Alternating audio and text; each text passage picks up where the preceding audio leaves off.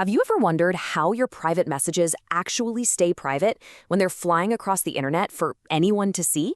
Well, it all comes down to this really fundamental process, a cycle of locking and unlocking your data. We're talking about encryption and decryption, and together they are the invisible shield that protects pretty much our entire digital lives. So here's the big puzzle, right? We take a message that's perfectly readable, we turn it into total gibberish for security, and then we send it out into the world. How on earth does it get put back together perfectly on the other side? That's exactly the question we're going to unravel right now. To figure this out, you really have to understand the two sides of this coin. It's a story about two actions that are complete opposites, but they work together perfectly. And honestly, the best way to think about this is simply as locking and unlocking. So let's meet the two main characters in this story. Encryption, which is the process of locking, and decryption, the process of unlocking. Okay, first up is encryption. All this is the process that takes normal readable data, what we call plaintext, and just completely scrambles it into an unreadable format. That scrambled version is called ciphertext. This is the security step. It's what protects your data before it goes anywhere. And you can picture it just like this. You start with your normal plaintext message. The encryption process slaps a digital lock on it, and what comes out is that protected ciphertext. Now the message is secure, and it's ready for its journey. And now for our second character, decryption. It's, you guessed it, the exact reverse process. It takes that jumbled up ciphertext and turns it right back into the original readable message. This is where the magic happens, because it can only be done by someone who has the right key, so to speak. This is the solution to our puzzle. And here you can see the other half of that cycle. The scrambled ciphertext arrives, the decryption process uses the key to unlock it, and voila, the original plaintext message is revealed, perfectly readable again. All right, so the theory makes sense, but let's make this real. We're going to follow just one simple message on its complete journey from a sender to a receiver and see how this all plays out step by step. Okay, so check this out. At the sender's end, the simple word hello gets encrypted into this crazy-looking string of characters.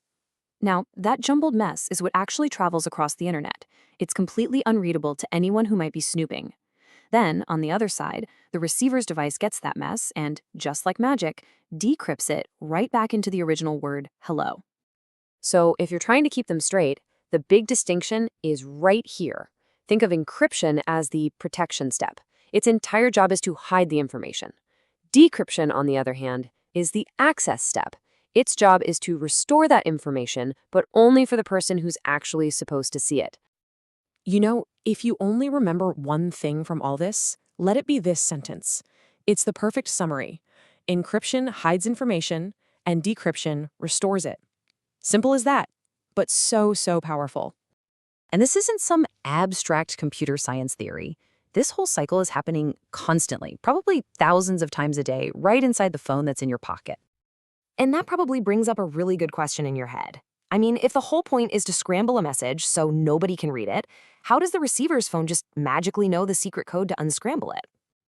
Well, the answer is actually pretty simple. It works because both the sending device and the receiving device have agreed beforehand on the exact same set of rules for locking and unlocking the data.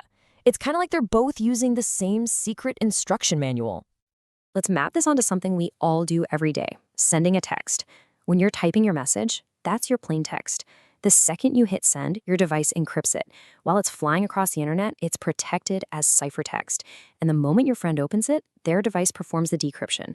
The whole cycle from start to finish happens in the blink of an eye.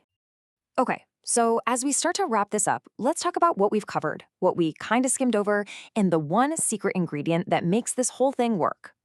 So just to be clear, we intentionally skipped the super technical details, things like the specific math algorithms or how security strength is measured.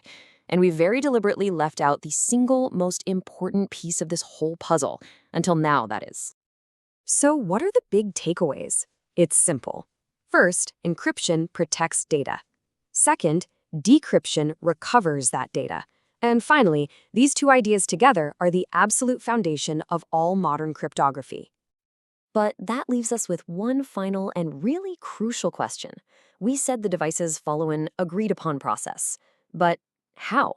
How do two totally separate devices agree on the exact secret process to use without anybody else finding out what it is? The answer is one simple, elegant concept that unlocks this whole thing: keys. And that, my friends, is exactly what we'll be diving into in our next explainer.